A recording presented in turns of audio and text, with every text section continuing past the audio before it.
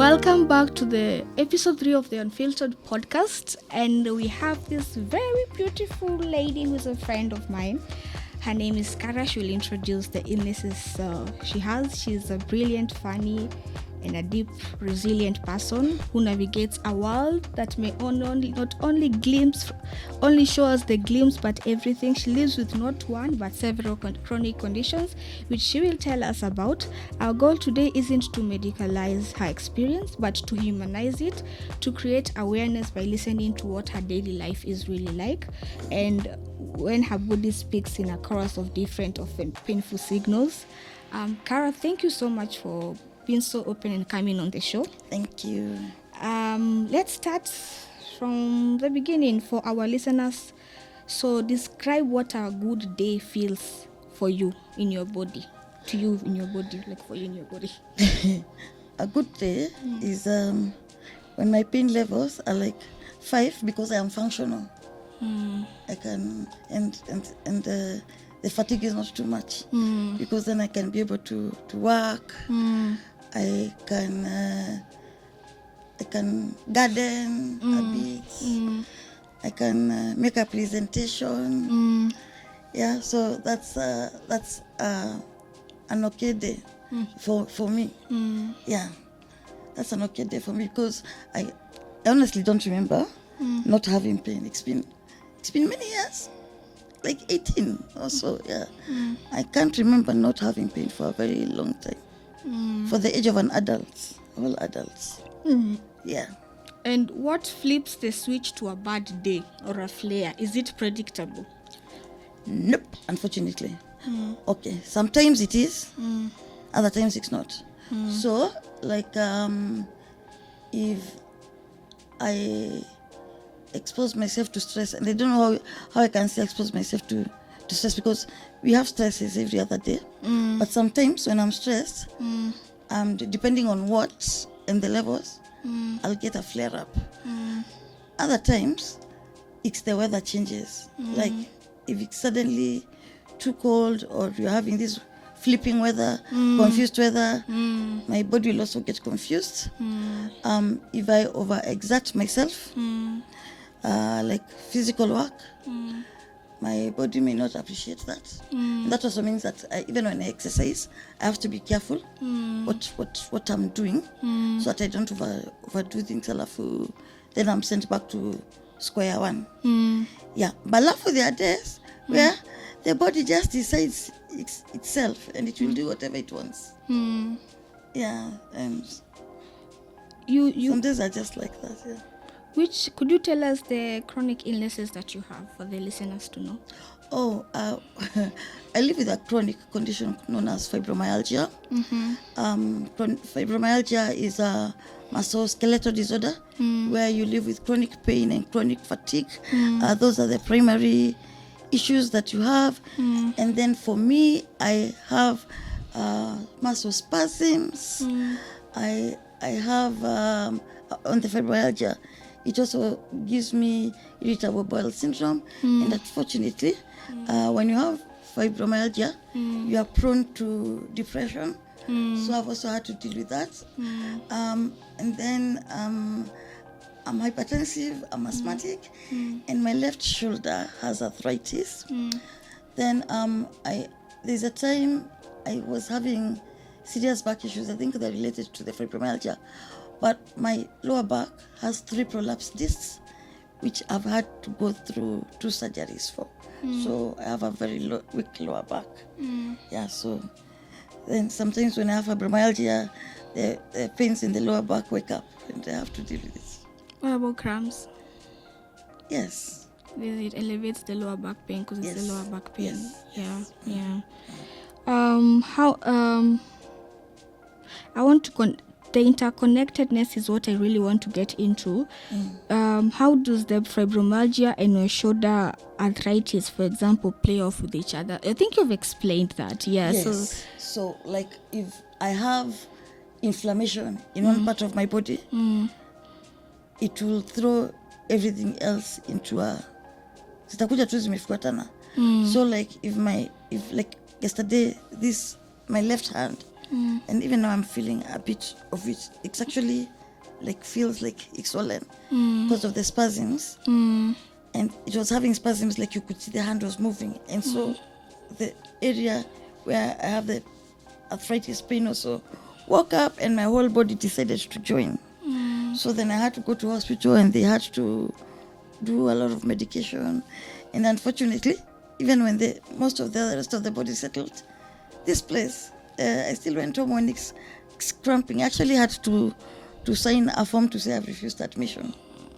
We get to find that a lot. Yeah, so because they're like, we can't let you go, and we can actually see what your muscles are doing. It's visible, and you're not telling us, but we can tell you have a headache.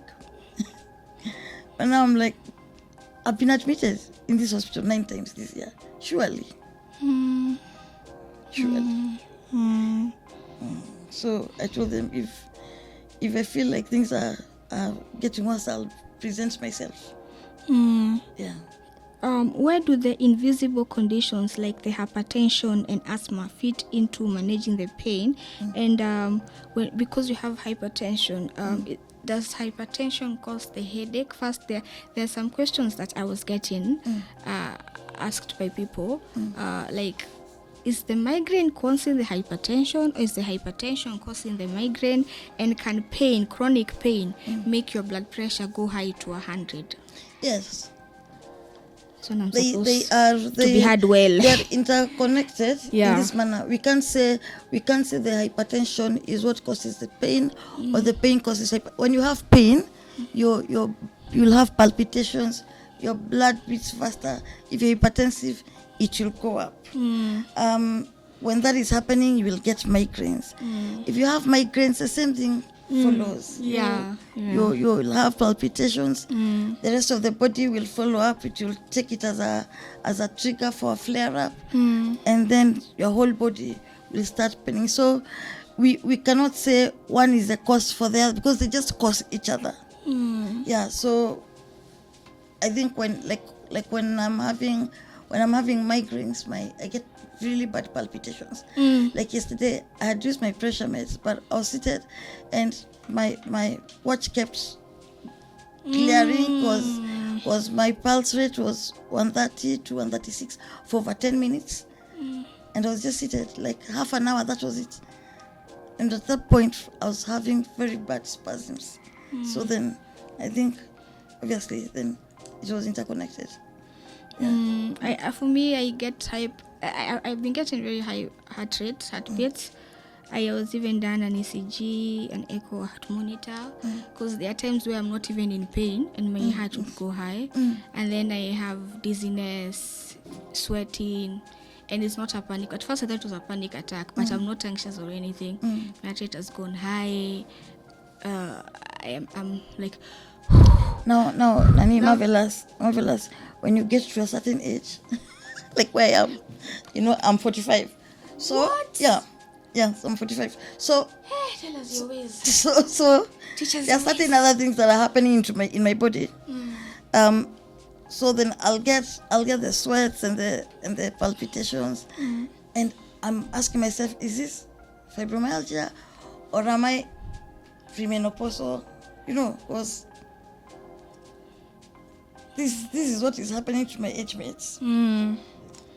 But now the problem is when something kicks in, it brings everything else that I deal with. It's not the way someone will tell you, gosh, I'm having cold sweats and I'm what. I went outside. Maybe if I do that, then I'm going to deal with the issues of my skin reacting to the breeze. So now I'm dealing with the pain on my skin because there's a breeze, So even things that should be normal occurrences, like because of your age, will trigger these other things to come. So I've been wondering whether that's why this year I've been having more frequent flare-ups than I had, and you know what I'd done to just get ready and not deal with a lot of trouble is I got rid of all hormonal family planning. I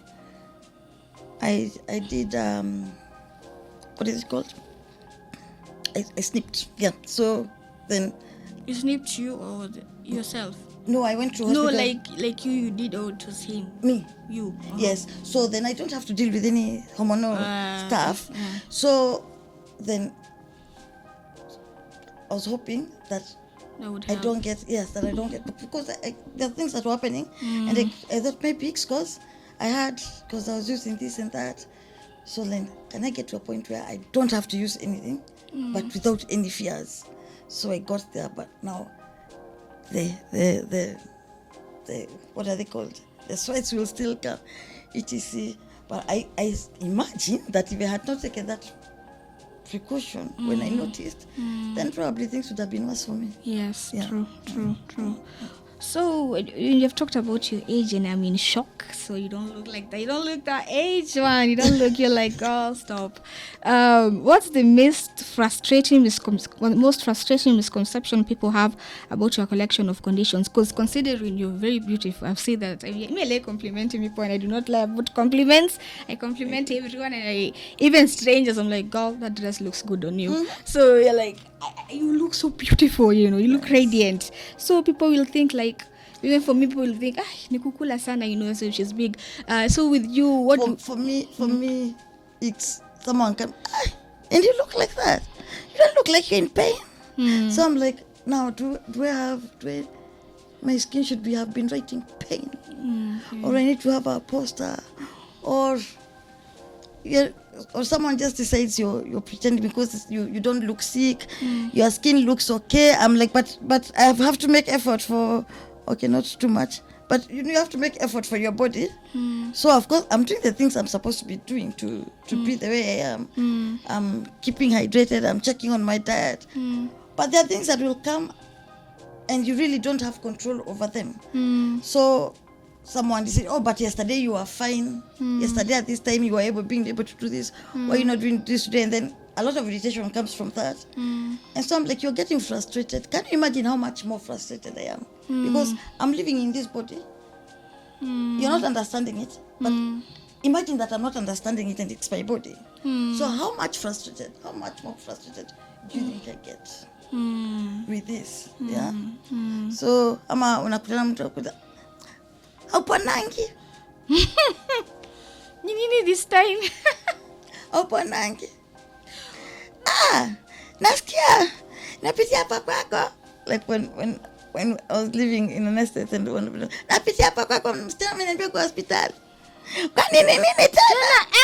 Let me tell you, I am so glad right now that I don't have next door neighbors like that. I am so glad that I'm living in my own compound right now. Oh my God. I don't have to deal with such things. The time someone realizes they haven't seen me, it's been a while because it's not like I talk much. So I'm either inside the house or in my garden, and which means I'm not dealing with anyone else, or I'm away. So it's easier that way without people being too nosy about my affairs. It's because I'm a very social person. So I used to believe I'm an introvert. Then my sister asked me, do you know what an introvert is? A person who likes staying alone. And a person who does, when you go to a crowd, will just be quiet. And I'm like, what do you do in the crowd? I talk.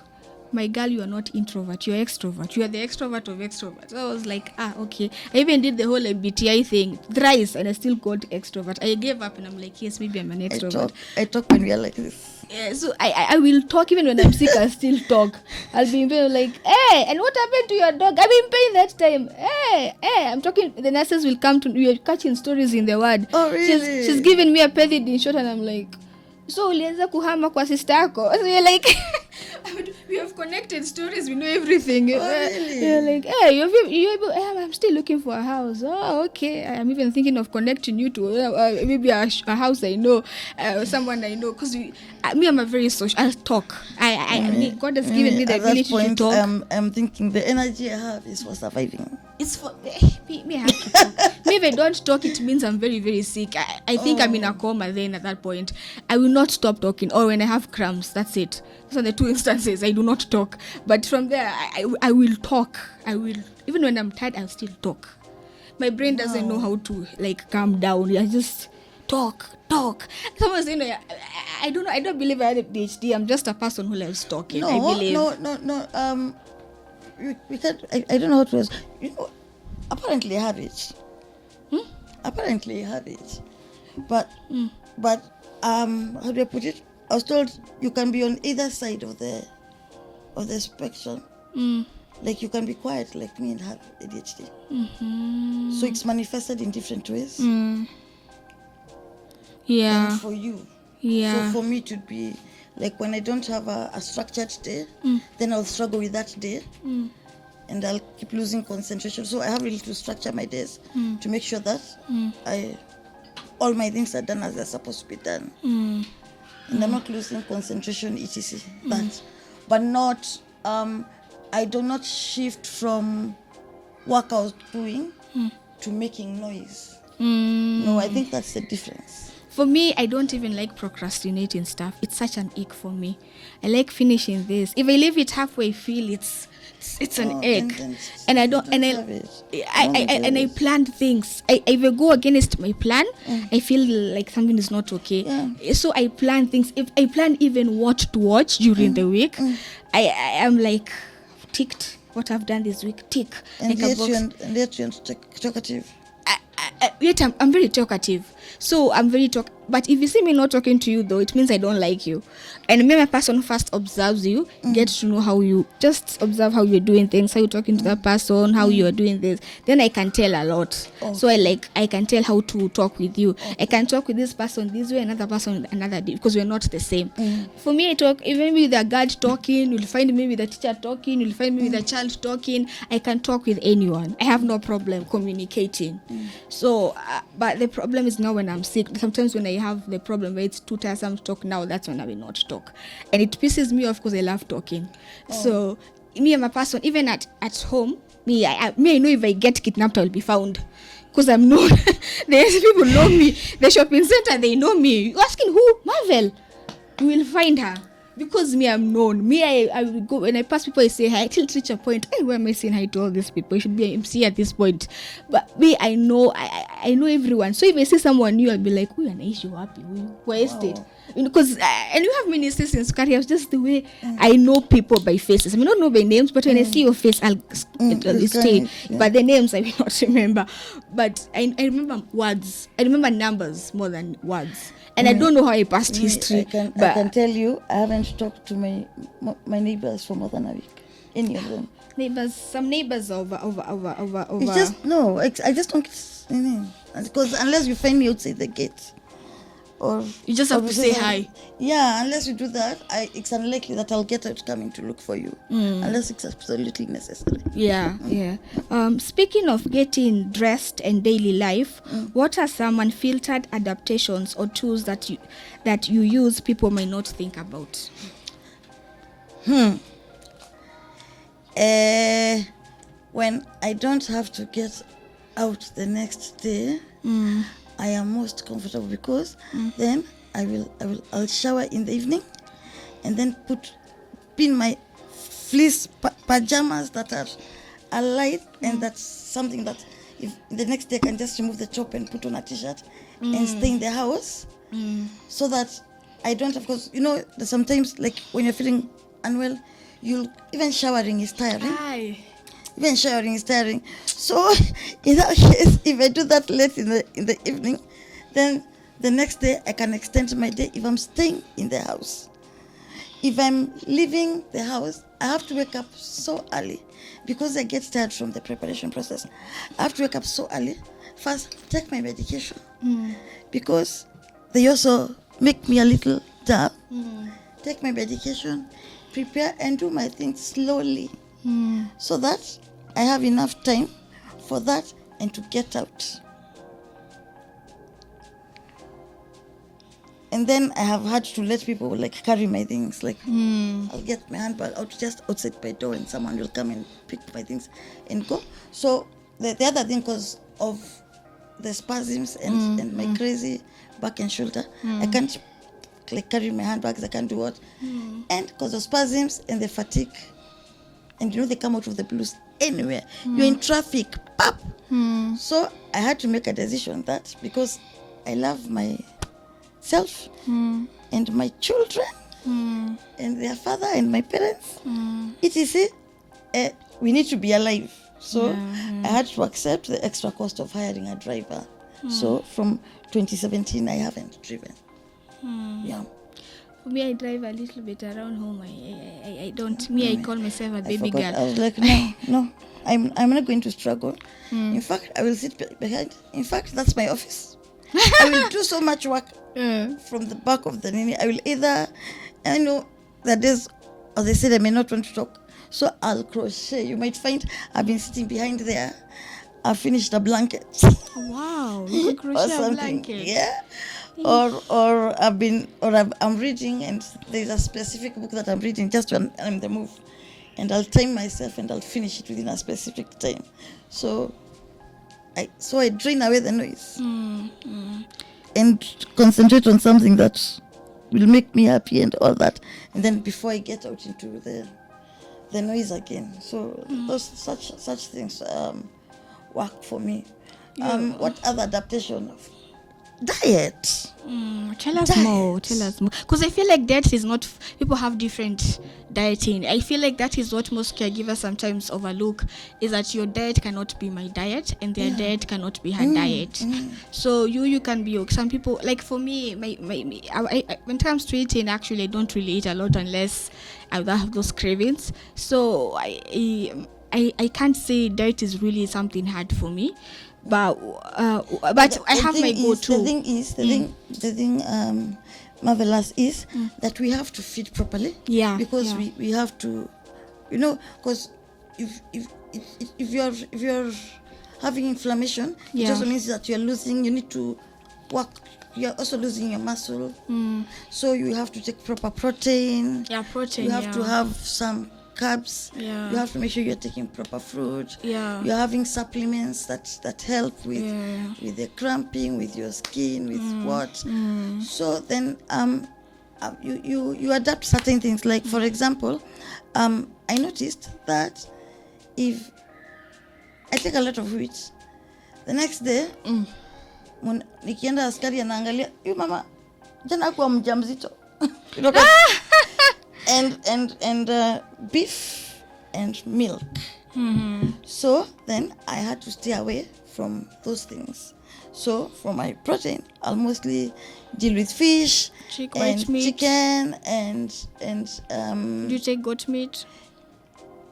I'm moving away from it also. Yeah, it also doesn't really work. And then pork also is high inflammation. So it's those two now. Fish, chicken, and then protein, plant-based protein. So then in that case, you really have to adapt to taking nuts, eating nuts, and then because of also dealing with inflammation, you use a lot of seeds like sunflower, pumpkin, such seeds. They help. Alafu now your fruits and veggies. And when you're dealing with veggies, potatoes are not your vegetables. That is part of stuff that cause inflammation, apparently. Potatoes, waru. Okay. So now you go into working sweet potatoes and ndoma. So I've just learned to adapt and stay away from those other things. Diet is very different from mine actually, because the only thing I like, for me, is I have an allergy to a lot of things. So I am allergic to pork. So I'm allergic to pork and milk. But I take it when I sometimes you mix some. That's something like me. I'll get sick. So I take medicine for the allergy. Now for me it's an allergy. So if I take the allergy medication, I will not get the allergy. You see, but if I don't take the allergy medication, like milk, and nuts, so I don't even. Oh, you're allergic to nuts. So me, I can take nuts. At least, thank God, I can take nuts. Because now even milk, what is called lactose free. I was thinking I can take lactose free milk. Then the doctor told me no. Oh, even lactose free, I take lactose free. Drop it. Take your yogurt and mala. You can take plant-based. Plant-based milk. That's what I use to make even smoothies. And then in terms of plant-based, I started getting heartburns and acidities. So I have not taken. Kamande, dengue. That's the problem now. And I've never, after I stopped. Dengue gives you heartburn. And I'm telling you, when I stopped, I have not gotten any heartburn or acidity. even the cabbages started affecting me. So I take is the lettuce, the uncooked one. I make a salad, and then the other one, my mom wanted to speak to the purple cabbage. You see if it will affect me, because apart from that, and I was telling my mom, there's some people who even can't take any vegetable, so they have to take supplements for that. So there's even me, at least I can take lettuce, but I want to try the purple cabbage. But when I stopped those things, switch the if I take skuma, those my leaves that are grown, acidity, and then it's not just acidity, like heartburn. It is heartburn and a running stomach. You can't see I ate skuma wiki, and now it's like I've taken a laxative and something else because I'm in pain. I remember that is happening. So I took pork. It's crazy. I took bacon, and then that day I was going to work where I'm working, so I went there. I'm telling you, first enter washroom. Kwa bala. I was like, sijui I go home. If you're going outside, you have to be very careful. I said, if I am going to take pork again, I even took a break. The bacon, I'm going to touch for now, but I will not. I will go back to. This chicken bacon. So even if it's not as delicious as pork bacon, because bacon is delicious, I just stick to that because But is that even necessary? It's processed. It's processed, yeah. But people say the bacon is better though than like the sausage. I don't know. The sausage. Yeah, that's what people say, because it's meat. It's not like sausage. But you need to take the processed stuff. I take chicken breast. If that makes you, I take chicken breast. Chicken breast. But when you make chicken breast, people, my mom will be like, I want kienyeji chicken breast. Where do I get kienyeji chicken breast? People sell kienyeji full, unless there's a place I can get kienyeji chicken breast. Maybe a city market. I don't know. Because chicken is sold kienyeji full. So if I want chicken, full. Yeah. So it's selling cuckoos. I still have some cuckoos, but at the farm. Maybe I'll also pick some from there to add to the 10 ones I have now, because I've been left. Yeah. So I brought some new chicken. They brought some disease. For the showering is even hard. My parents will be like, "Hello, my shower." I'm like, But I was so tired. People don't understand. You're sitting down. You're sitting down in the shower? Like in the shower, when you're sitting, like, so even the car, when you're going, they tell you, but you're in the car, how will you get tired? They don't understand, because even for me, I have bladder incontinence. So I go to the washroom a lot. So it ruins my quality of social life or life, I should say that. Because even if I take a little liquid, I'll just go to the washroom. So when I'm outside in public, I would... It resulted... If I've taken a lot of water, I know I will make trips. It doesn't even bother me anymore. For me, I don't think it's even incontinence, because I have to take water. For me, it's a habit, and I have to keep taking it. For me, I love water. Yeah. So I was given medicine because I get bladder spasms. Those things are painful, yeah. I was like, this bladder wants to get out of the body, or what is it doing? Because it's from the inside, So I even grabs you like this. I stopped getting relieved from pain. I'm just happy it's coming out, but I don't get relieved. So, but after I got medicine, it's like someone is clutching. It's like, that thing is painful for me. So now in public, when I know I don't have to, when I know I'm in a place where I can't have the freedom to rush quickly, the toilets are not near. Sometimes when I'm outside, I'd wear the diapers, which affected my life. But for the first times I was pissed, because why would I go? I'm young, and they were wearing this. But after some times I'm like, fuck it, man, I just wear it. I just wore it. I got used to it. My Eurogyna, who I'm very close to, he's like, how are you used to it? But now I'm used to it. No one can even disturb me about it. It's my life.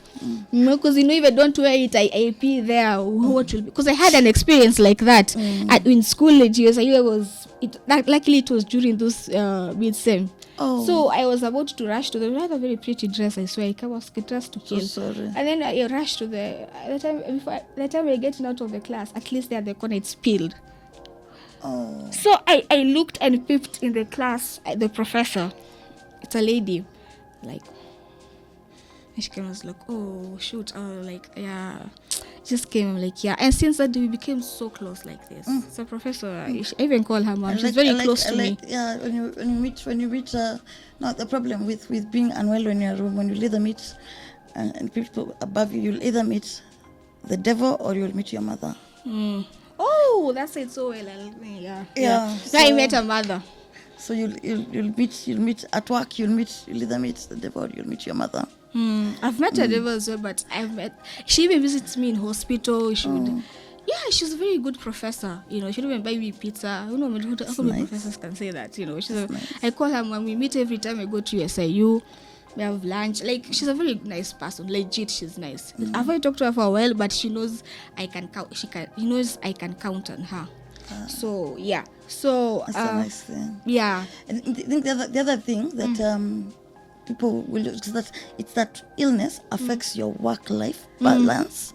So like for example, me, I'm a married woman. I have children. How many kids do you have? I have 2 children. Wow. I Okay. have my firstborn is 20. She's in second year uni. She's a law student. Yes, and then my other baby is going to grade 7. He just did his CAPSEA. Yeah, the baby. My babies. Those are my babies. Yeah. One is my size. The other one, she calls me here. And drowns me in kisses, which is really nice. The young boy. Yes. Yeah, of course, Mama's boy. I saw you in the city. I was like, oh, I can see the son. The son and your nephew had posted. Yes, and my nephew. And then my nephew, he also calls me mom. Oh. So like now for the holiday, he called me when school's closed. He's like, Mom, you'll pick me because Mom will just take me to Shosho. I'm packing for a week, for a month. Listen, he's packing for a month. He's been in my house since school closed, and I think I'll be with him until Christmas, which is fine. Which is fine. Which is fine. Then Momo is not alone. They are They're each of them wameachana na mwaka. Oh, 1 year. Yes. 1 year and 4 months. Is I the think. nephew the older or the son? No, my son is older. Oh, okay. My son is older. My son is going to grade 7. The other boy is going to grade 5. Oh.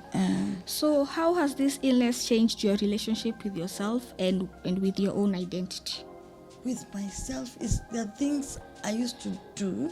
I was a very active person, doing this, doing that. I still want to do that. My spirit is there, but my body rejects it. And sometimes I can be busy doing something, and then pain comes, and then of course it will ruin my mood. And then I was never a moody person, so when that happens, no, I have to consciously check on my attitude and all that, which is also tiring. With your relationships, how come now you can't, and before you used to, it can be crazy. And then with the kids, now let me tell you something about children. Children are the best people. They're the most understanding. True. They're the ones who want to learn and know what's up with you. They'll even go check things to, like my kids research.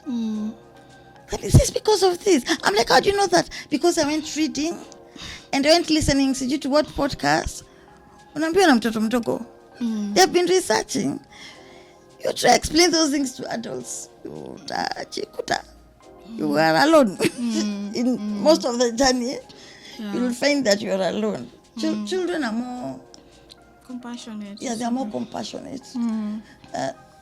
I think because also their hearts have not been chapa and all that. Yeah. But even with my 20-year-old, she's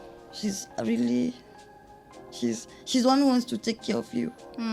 Yeah, so I really want that for me as well. Like even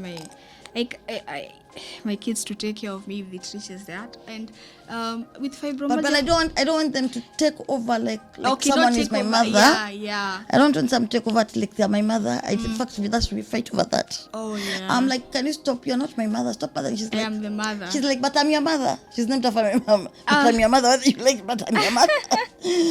So I'm like, okay. Even you tell your mom I'm your mother. Yeah. I'm like, all right. But can I do this for myself? No, mom. If you are unwell, I need to do this for you. I need to do this and that for you. No, let me relax myself. Let me do your hair. Oh, let me do your face. I'm like, all right, do it. That's so nice. So yeah, for me in my family, because they're not sick, but when they get these illnesses like a cold or that's when someone realizes. Yes, I like taking care of them because I know how much it means to be in pain. So and I don't know how to baby someone. Yes. So me, I'm like, you're in pain where? Oh really? Okay, take this. And then I say, how many spoons of food have you eaten? Take again. How are you feeling? I will not come here and be like, come for a hug. I'm trying to make you painless. And that's exactly also the kids want to be around me. Because I hold, I do this. So like if I'm not okay, mother, I don't know. if I'm, me. but it's also there. I think there's also an issue of character because like I know my daughter's friends like me because I hug. So imagine like when they were in high school, someone like they can't remember the last time their mother hugged them. So like when you so when they were like below 18, people are going in a team, you'd chaperone like a parent would. So anytime you're discussing whose mother, they're always, if Mama Cindy is available, you are very touchy person. No, I accept that, and then they are also able to talk to me things that they're trouble telling their parent because my mother shouts, my what. Maybe I don't raise my voice. Maybe I listen to you. Even in my house, I didn't raise my voice. Oh. Hey, I've never said I've had a mother saying that. Hey, I don't raise my to voice. Be recorded. And let me tell you, and that it's like it's unusual. And when I find myself doing that, it's a bit, and I'll catch myself and I apologize. Even my husband, he says, this one raised for me a voice on CG 13th August 2013, something like that. Like, and he was asking me, can you realize, Emily, do you realize how you're talking to me? He's never experienced that again. And he says it. For me, I was told it's because of my IQ. I feel like I tend to go with solution solving more than, let's say when you're crying, I'm usually even scared. I don't know what to do. I'll be like, I've learned, give you tissue, give you a glass of water. Sometimes someone needs a hug, and then before I never used to be a hugger, but now I am open to hugging.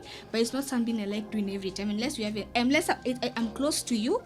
Maybe for children, or you have not seen each other for long. Let me tell you something. For me, I have something that attracts children, even children that I don't know, even in the supermarkets. You'll see someone's child reaching out to me, or someone's child asking me, what do you think between these two? They are discussing the mother and someone just stands and decides I can ask her. And I'm always dealing with mothers. No, don't. I'm like, no, it's all right. It's fine. And in school, and like in Cindy's school in high school, I was in the PTA, and one of the things that were there is they've put me in a committee. I was in charge of welfare because I'm able to reach out to the kids. I'm able to relate. How I'm able to relate with them. Yeah, and even like when she was in primary, like I used to do the devotions for Tuesday because the kids wanted Mama Cindy to come and speak because when she speaks to us, we understand because of the way she teaches. So not, now the day I went and another parent was doing devotion and he was preaching like this also. I think he only alikuwa amebakia interpreter wale church one. Behold! Oh no, I'm like, okay, no, I understand why. I understand why these kids say, as we like the way Mama Cindy does her service, her devotions. Yeah. And that's her looking for me. Especially with fibromyalgia, I know you get a lot of pain. You get mostly every day, if not every day. I'm sure it's such a hassle for you. It is. It's a hassle. So you can imagine every day do you get tired of explaining to people that you're in this pain?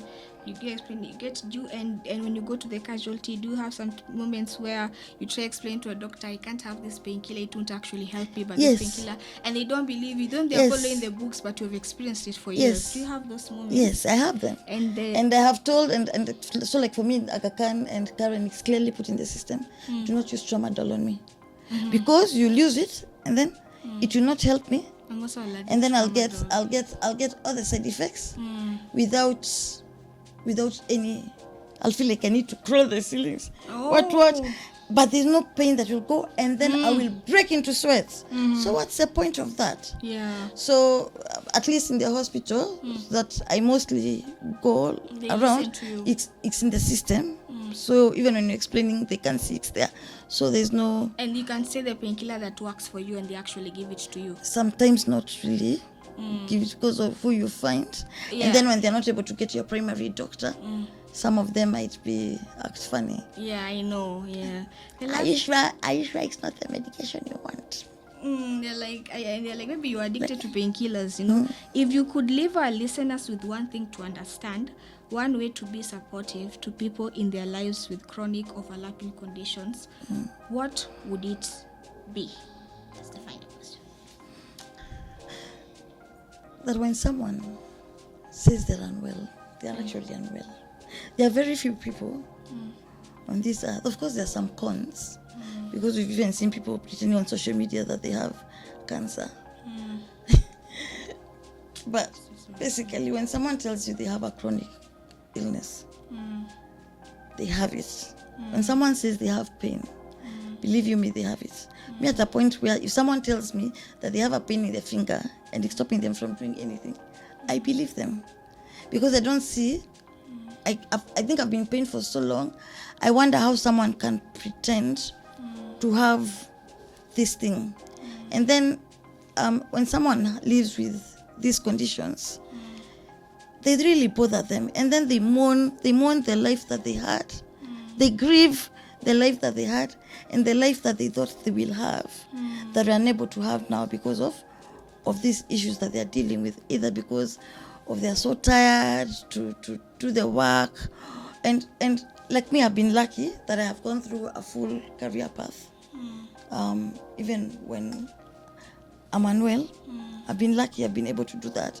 But there are a lot of us who are not able to. And you see, also got to a point where I had to make a decision on, do I want to seek in an 8-to-5 job, or do I want to do something else?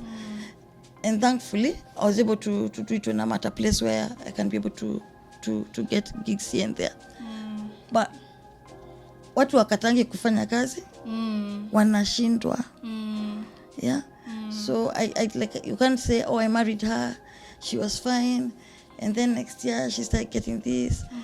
Was this fibromyalgia waiting for me? No, it was developing and should not have known. Yeah.